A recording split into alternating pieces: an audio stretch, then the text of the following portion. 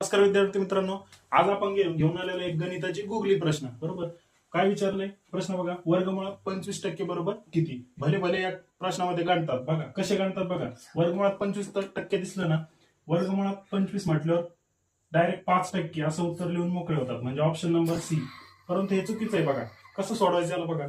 वर्गमुळात 25% दिलंय ना, वर्गमुळात 25 टक्क्याचं मिनिंग काय असतं? 25/100. बरोबर.